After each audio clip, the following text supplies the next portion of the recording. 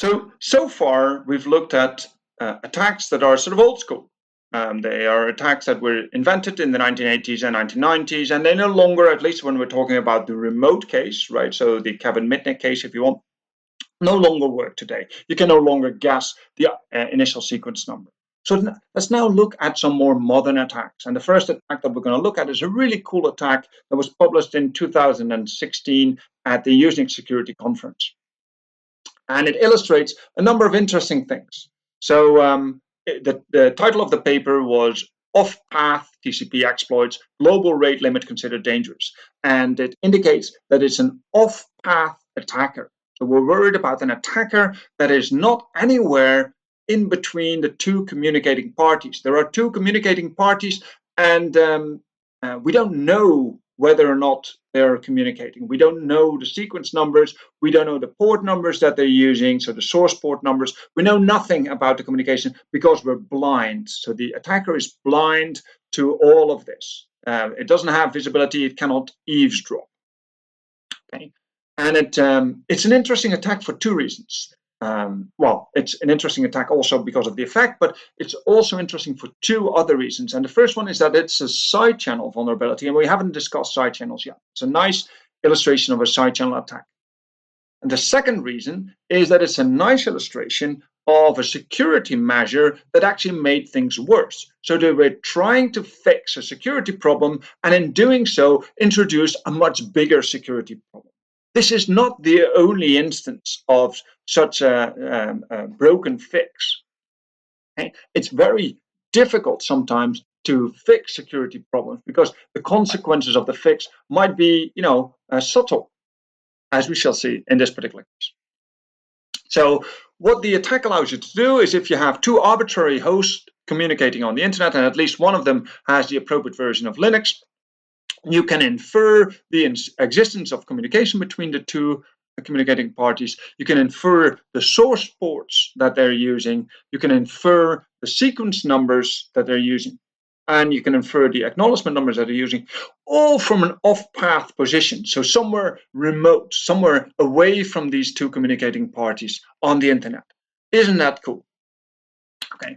And it allows the attacker to inject data in existing connections or to reset existing connections. So let's have a look at how this attack actually works.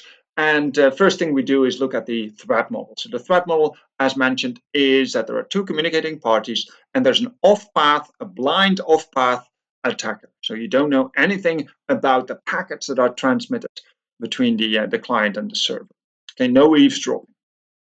Okay, but the assumption is that we can spoof packets. So we can send spoofed packets with an IP address of one of the two communicating parties. Okay. Now, let's talk about RFC 5961, which is really the root of this problem. Now, RFC 5961 was trying to address a somewhat minor security problem. And the security problem was that traditional blind in-window attacks were still possible on modern TCP implementation. So that means that an attacker, a really lucky attacker, who guesses by accident the right sequence number, or a sequence number that is somewhere in window, and the right port numbers that are being used, would be able to reset connections or inject data into existing connections. But this is not easy at all because these sequence number spaces are 32 bits, right? So the sequence numbers are 32 bit, the acknowledgement numbers are 32 bit. And then you have also the port numbers, and you'd have to have all of this correct, right? So you have to have a spoofed packet with the appropriate 4-tuple source IP, destination IP, source port, and destination port, and a sequence number that is in the receiver window. And only if you were lucky enough to get that, for instance, by brute forcing really hard, you would be able to transmit the right packet and terminate a connection or inject some data. Now, it's a minor issue, but you could get lucky. And RFC 5961 was there to address this minor issue. Okay. And it did so by modifying the receiving scheme in TCP. So modifying how the system would respond to SYN packets, to reset packets, and to data packets. So these three things were modified. Okay, and this was pushed to many operating systems, but it was only Linux that followed the RFC to the letter, and it's because of that that, ironically, Linux was the only system that was affected by the vulnerability, just because they actually implemented it as specified. Okay, so let's have a look at how it modified the receiving scheme, and we first look at the sins. So prior to RFC 5961, so prior to the fix, you could actually do a blind reset attack by sending a SYN packet. You could send a SYN packet, and as long as the SYN packet happened to be, if you were lucky as an attacker, if it happened to be in window, it would lead to a reset. So if it was out of window, it would simply acknowledge the SYN packet, assuming that it was still, still one or so.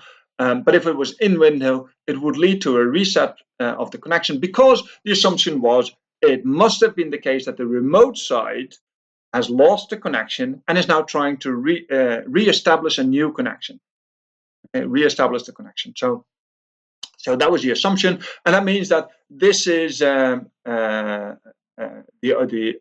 existing connection must be stale, and I need to reset this. Okay. Now, there was this blind reset attack possibility with that SYN packet. So instead of doing that, RFC 5961 decided to not make it so easy and ask for a confirmation first. Do you really want to reset this connection? So whenever it received a SYN packet that was in window or out of window, it would send back a challenge ACK. So it would send back an ACK on its existing connection, right, to the remote side. And it would ask the remote side to, respond to that. And if the SYN packet was really sent by the legitimate host, the legitimate host would say, okay, wait, there's still an old connection here. I need to reset this. So the legitimate host would send a reset connection to tear down this connection. Then everything would be clear. Okay? Like I said, if the packet came from the legitimate remote peer, the assumption is then that the remote peer has lost the connection and is trying to establish a new connection. And so when it receives a challenge ACK, it will send a reset to tear down the old connection with the correct sequence number, which of course the attacker doesn't have. So this is much harder for the attacker to do. Okay, seems like an interesting and fairly elegant way of solving this problem. Challenge ACK. So the challenge ACKs are actually used all the time for most of these problems. For instance, when we look at the second part of the modification, so the modification of the reset packets, the modification of the reception of reset packets, we also use challenge ACKs, right? So prior to RFC 5961, what happened was that if we received a packet, a reset packet that was in window, it would reset the connection, as you would expect. All the reset packets that we received that were out of window would simply be dropped. Okay, we don't take those into account. Okay, but this is 2 to the power 32 possible sequence bytes, right? Sequence numbers. So anything that is in between the reset window is only a small fraction of that. So you'd have to get that correct, and if so, it would tear down the connection. Now, you could get lucky again as an attacker, and to make sure that you don't terminate connections that shouldn't be terminated, RFC 5961 again made sure that it asked for confirmation in case of doubt. So if it received a reset packet that was not in window, it would simply drop the packet, as in the old case. But if it was in window, but it was not an exact match of the packet that it needed to receive, so the next packet to receive, it would send a challenge ACK. It would send a challenge ACK first, asking the sender to confirm that it really did terminate the connection. Right? So a challenge ACK would prompt the legitimate remote peer to respond with the reset packet with the appropriate sequence number. So that would actually be the confirmation. only if we receive a reset packet that is not just in window, but it's actually exactly the right sequence number that we're now expecting, that we're waiting for, then we would blindly reset the connection. Okay? So this looks like, again, an elegant way of solving this problem. So if the sender is legitimate, it would send back a reset packet with the correct sequence number, and that would be derived from the acknowledgement in the challenge act. Okay, so the attacker doesn't see that, doesn't have any knowledge of the sequence numbers, so the attacker could not send this confirmation, reset packet. Okay, finally, what does it do when it receives data? Well, data is a little bit more involved, but it's also important because before RFC 5961, a lucky attacker would be able to do a data injection attack by, striking lucky and having a packet with the right sequence number and the right acknowledgement number and some data that would then be inserted into the connection. How would this work? Well, first of all, a packet would be received and it would check the TCP connection. The TCP implementation would check whether or not the sequence number is in window, right? So only if the sequence number is in window, it would even start processing this. So if it's not in window, it would be dropped. So if it's in the receiver window, however, it would check the acknowledgement number. So now the sequence number is correct. What about the acknowledgement number? Because that also has to be correct. So in the days before RFC 5961, that would mean that if the acknowledgement number is out of window, right? If it's out of window, it would drop the packet. If it's in the accept window, it would process the data. Now, unfortunately, the accept window is very, very large. So the accept window, as you can see, is roughly half of the entire sequence number space. Okay. So getting that right is not as difficult as you might like. So, so what we're showing here, this is the first unacknowledged byte, and the accept window is roughly half of this space.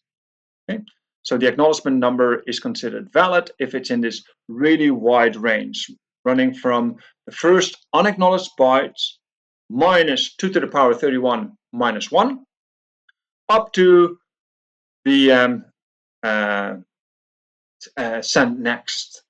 Okay, and send next is the next byte to be sent, right? So we're talking about acknowledgement for the bytes that we've sent from our side. So send next is the next byte to be sent, and send send unacknowledged, is the first unacknowledged byte. So let's make this simple and just say it's roughly half of the acknowledgement number space that you have to get correct.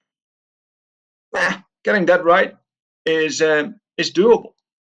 So RFC 5961 decided to make this more difficult. So what happened was that if it's out of window, it still drops the packet. If it's in the accept window, but that's a much smaller window, it would process the data. If it's in the challenge window, which is all of this yellow part here, it would again send a challenge ACK. So it would send a challenge ACK in that case to ask the remote peer to confirm that this is the correct data. Okay. Now, if you care about details, you may wonder how large this accept window is. Well, it doesn't actually matter all that much. But if you want to know, it's the size is the sender unacknowledged bytes minus the maximum window that we've had so far. So the maximum window that we've seen, and that will be part of the accept window. But anyway, so it's a much smaller accept window, and you have a fairly large challenge window, for which you will not simply blindly accept the data, but you'll send a challenge ACK. All right. So if you have a sequence number on the receiving packet, you check whether or not the sequence number is between receiver and the receiver next, and the receiver next plus the receiver window. Okay, so is the sequence number correct? And you check the acknowledgement number to see where it sits, right? So where it sits. If it's in a window where you can actually simply accept it, then you process the data. And otherwise, if it's in the challenge ACK window, you send a challenge ACK. And again, the accept window consists of the window that is formed by, the point where there's a first unacknowledged byte minus the maximum window size that the receiver has ever seen, right? So that's the extent, and it runs all the way up to the next byte that we're about to send. Okay. Anything in that window that gets acknowledged will be considered a valid one. Okay, and otherwise, we have this yellow part, which is considered to be part of a challenge window. Okay, now, why is there a vulnerability? It clearly looks at the incoming packets and triggers a challenge ACK in a number of situations. It triggers challenge ACKs in SYN packets that should have the correct port tuples and the right with the right source port and any sequence number, right? So the only thing that we need to guess as an attacker is the source port, assuming that we want to do this for two parties of which we know IP addresses. We're interested in, are there two parties communicating with this IP address and that IP address? So that means we know the destination IP address, we know the source IP address, and we also know one of the port numbers, the destination port number, because we're assuming that this is happening on a server of which we know the port. So the only thing that's unknown there is the source port. We also trigger challenge ACKs in the case of a reset packet where all the four tuples are correct. So you have source IP, destination IP, source port, and destination port. But now you also have to have the right sequence number. The sequence number has to be in window. Okay, so now that is the unknown one, right? Assuming we know all the four tuples, the entire four tuple, we still need to find the sequence number to be in window. And finally, we trigger challenge ACKs for data packets that have the right four tuple in window sequence number, and then additionally, we also need to guess the acknowledgement number, right? So the acknowledgement number should be in the challenge window. Now, what RFC 5961 prescribed was to rate limit the number of challenge ACKs that could be sent, because you don't want to have the attacker being able to execute a denial of service attack by means of challenge ACKs, for instance, right? So you want to reduce the number of challenge ACKs that will waste CPU and bandwidth resources. Okay, so RFC 5961 recommended to rate limit the challenge ACKs, and Linux followed faithfully. It actually implemented this, and it's because of that, the rate limiting, that the vulnerability became a problem. Okay, so an implementation should include ACK throttling, an ACK throttling mechanism to be conservative, and that's what it did. Okay, well, as we shall see, this is exactly the problem. Okay, so what we're going to do in this particular attack is solve this problem in 3 steps. First, we're going to do an attack to obtain the port number, right? So this unknown red part here. So we know the blue part, we still need to find the red part, so the source port, and that's what we're going to do first, by means of a SYN triggered challenge ACK. Once we know the source port, we can move on and try to obtain the sequence number, the correct sequence number that is in window. So the next step is to do a sequence number guess by means of a challenge ACK that is triggered by a reset. And finally, once we have that, we have all of this blue part, and now we can try to get the appropriate acknowledgement number. And we're going to do that by means of an ACK triggered challenge ACK. Okay, and then we're going to obtain the acknowledgement number, and then we have everything. We have the acknowledgement numbers, the sequence numbers, and the for tuple, and we're able to inject traffic or to reset the connection and so on. So let's see how we do this. The problem is as follows. The implementation stipulated in Linux stipulated that there is a global limit of all challenge ACKs per second. Okay, and this limit is shared across all connections, and the default value was 100, which would be reset every second. So you could, in other words, generate at most 100 challenge ACKs every second. Okay? And that makes sense, right? So it actually implements this throttling of the challenge ACK. But it's also giving the attacker an opportunity to see what's going on other connections. Okay. So the assumption is that we have a client which maybe has a different operating system and a server that we're attacking. Okay, a server that runs this vulnerable version of Linux. And we can send packets there that are spoofed, and we can also send legitimate connections to the server. Okay, so that's what we're going to do. If we send a number of reset packets to the server, say 100, we should also see 100 challenge ACKs arriving at our machine. Okay? So if we trigger the challenge ACKs ourselves, we should be seeing 100 challenge ACKs. Challenge ACKs are rare, so then the assumption is that you don't actually see them on other connections normally, right? So if we send 100 triggers for a challenge ACK, we should be seeing 100 challenge ACKs. Okay, so that's the assumption. Now, if we also send spoofed packets, right, we may be able to trigger more challenge ACKs on another connection. Okay, so what we're going to do is we're going to send spoofed packets, and we're going to send packets on a legitimate connection.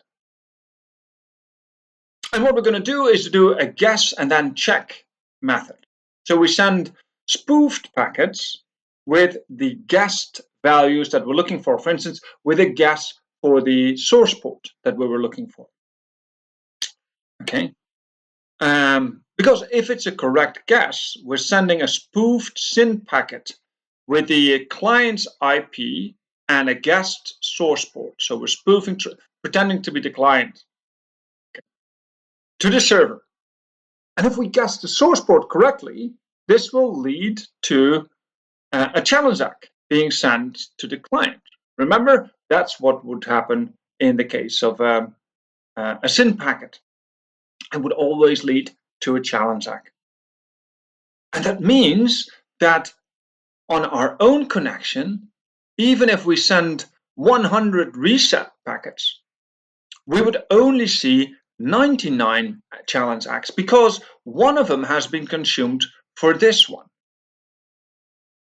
Okay, what does that mean? We've learned a number of things. First of all, we've learned that there is apparently a communication between the client and the server. All right, we've lost one challenge ACK out of 100, and there must have been something sent on that connection. And we've learned that apparently we guessed the sequence number correctly. Okay. So let me rephrase this. We set up our own connection to the server. We trigger challenge ACKs, and we also trigger an additional challenge ACK, if we're lucky, with a spoofed SYN packet. So we set a bunch of spoofed SYN packets until we no longer receive 100 challenge X on this connection. And then we know that we've guessed the source port correctly. Okay. So let me just illustrate this. We're sending spoofed packets with guessed values for the client port number. And if it's a wrong guess, there will be no challenge X sent to the client. And that means that we still receive 100 challenge X. If it's the right guess, we will actually see a challenge X being sent here, and we only receive 99 of them. Okay, so this is one way where we can use this as a side channel. So the fact that there's this global rate limit that's shared across connections, we can use as a side channel to verify that our guess for the client port number was correct. Okay. Now, unfortunately, this is relatively expensive. You have to send quite a few of these spoofed packets. Okay, so this is also something that we can optimize by sending multiple spoofed packets, right? So maybe send a large number of spoofed probing packets, and then see if any of them has led to a challenge X. We know that's in that set, and then we can probe that. But anyway, so we've now guessed the port number, and the next thing that we want to do is also guess the sequence number. Well, the same process essentially works for the sequence number, and also, as we shall see, for the acknowledgement number. So what we can do is now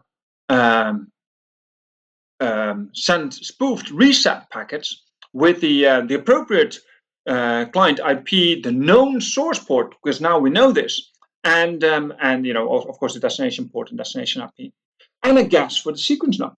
So it's the exact same procedure, and then see whether or not we get 100 challenge X back or only 99.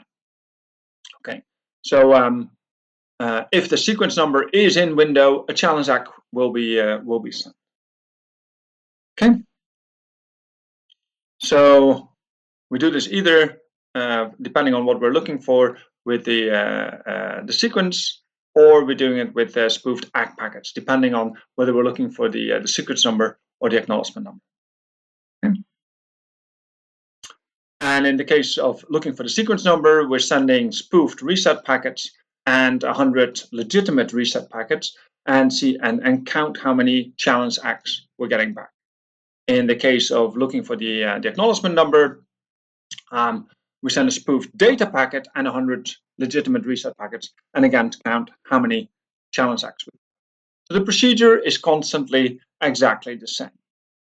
And the paper has a nice figure to illustrate the different possibilities. So we have, in this case, we have an off-path attacker that sends a SYN packet, SYN-ACK packet to the server, and see if, there's two possibilities. It can either be a challenge X send or a reset send. Okay, so this is the two situations that we have. So we can count the number of reset packets, sorry, the number of challenge packets that we're receiving from the server, and if it's 99, we were correct. There's an active connection, and we also have the source port number correctly. And if there's no connection, we simply receive 100 challenge X. Or indeed, if there was a connection, but we got the port number incorrect. So, you know, these graphs we can make for all of them. But the principle has already been explained, so I don't want to go through this in detail again. Okay, so the guess is correct when the source port, for the source port, when we send a SYN packet with the correct 4 tuples. And for the sequence number, when we send the correct 4 tuples with the right sequence number, and for the acknowledgement number, when we send a data packet with the 4 tuple sequence number and an acknowledgement that is okay. Now, this is actually good because we can now chop this up in much smaller pieces that we need to solve, much smaller pieces of the puzzle that need to be solved. Right. So in a traditional brute force attack, we would have to try many combinations, right? So we have to try all of these source port numbers. So that's in the order of, you know, tens of thousands. And then we'd also have to do this for for the sequence number, right? So that's a very large number, and also for the acknowledgement number. So the sequence number is 2 to the power 32, say 10 to the 9, and 10 to the 9 for the acknowledgement number. That's a huge number of combinations. Very unlikely to get this correctly. In our attack, it's actually, instead of multiplicative, it's additive, right? So it's 10 to the power 4 plus 10 to the power 9 plus 10 to the power 9. That's actually something that you can do easily within a minute. Moreover, you can optimize this by using things like binary search. So you can use binary search to reduce the number of probing rounds. And the idea is simply as follows. Assuming you can send many spoofed packets, say instead of one spoofed packets, you send 30,000 spoofed packets, or 2 to the power 2 to the power 16 divided by 2.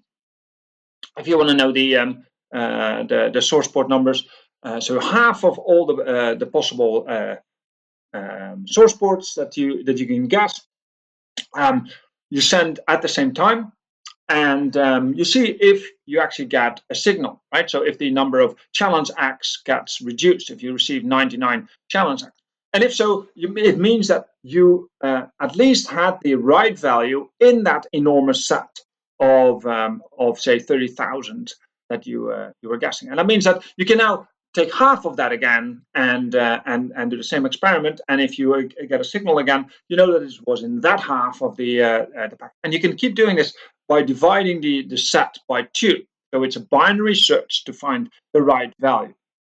There are other optimizations possible also, and you may want to have a look at the paper to see them. They're interesting. Now, one thing that is important is that you need to get the timer synchronized, right? So remember, you get 100 packets every 1 second.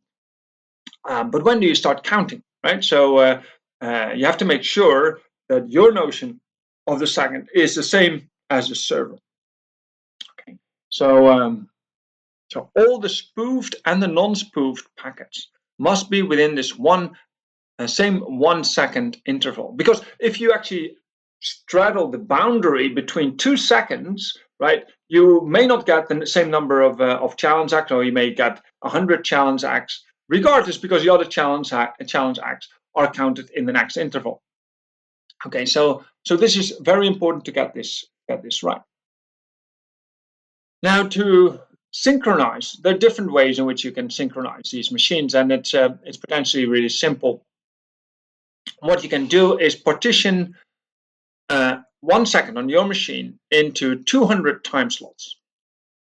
Okay, and then you send out 200 reset packets in 1 second, and each reset packet is spread out evenly in time. And that means that the maximum number of challenge acts that you may receive back is 200, right? Because you could be lucky where you had 100 challenge acts in the first second, and so the half of the second, say, so the second half of the first second, and 100 challenge acts generated in the second second. Okay, so then you would receive 200 challenge acts. If you get more than 100, you can adjust this, and you can shift this until you get exactly 100, because then you know you've spread them out all in exactly 1 second on the server side. Yeah. So this is how you can synchronize these two. And you can actually make this even more efficient, as shown in the paper. You can do this in 3 rounds. And then you would have your attacker machine synchronized to the server. So this is the main idea of this more novel attack. It's really cool, and there are details in the paper, more optimizations in the paper that you may want to have a look at. Let's put this all together, and I don't want to say too much about this because it's all related to what I already explained. The attack overview is simply that if we have a client and server IP address, we can do this source port inference and at the same time infer the existence of a TCP connection. And then we can do the sequence number inference, which we can use to do a connection termination attack. And we can do an acknowledgement number inference to do a hijacking attack. Okay. So to infer that there is a connection is a really simple thing. We simply have to use our trick with the challenge acts, and we don't care about the exact source port number. We can just send a whole bunch of them and see if there is a reduction in the challenge acts, and then we know that there is a connection between A and B, and then we can start probing specifically for which source port was actually being used. Okay, so we can do this in 2 steps. First, infer whether there is any communication between the 2 communicating parties at all, and then look at the exact source port. Okay, so that's, and we saw that we can use maybe a binary search to do this quickly.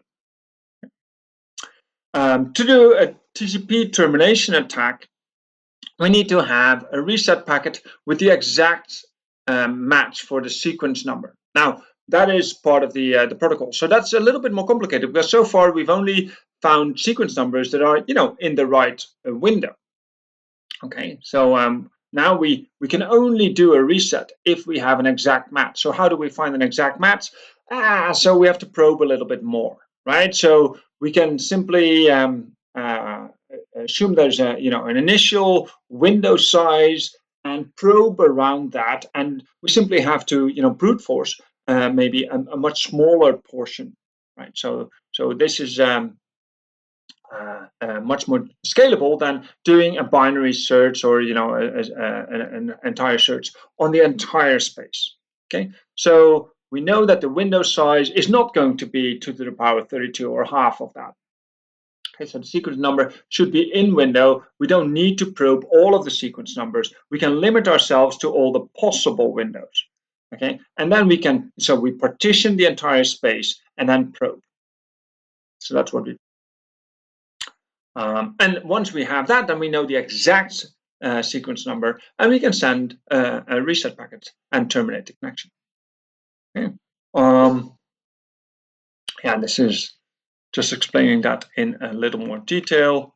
For TCP hijacking, we need to know a little bit more. We also need to know the acknowledgement number that is correct. So the idea here is that we have to have a packet that has the appropriate sequence number and appropriate acknowledgement number, but we want to avoid that the situation where we accidentally reset the connection, we accidentally terminate the connection.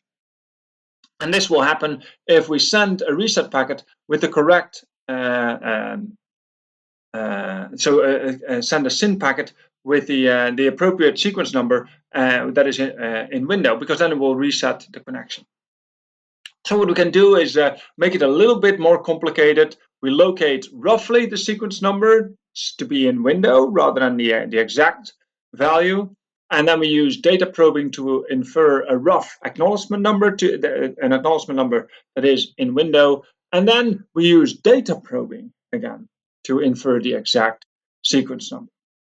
Okay, and then we're done. We can actually inject the data.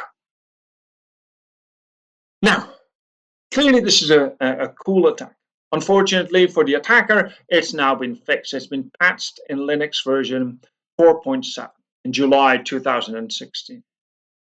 And the defenses that are obvious for this kind of attack is to add random noise to the channel, right? Say to the global challenge acknowledgement rate limit, or what you can try to do is eliminate the side channel altogether. Okay, so there's a temporary measures also to which allows you to simply set this limit to a very large value. Okay.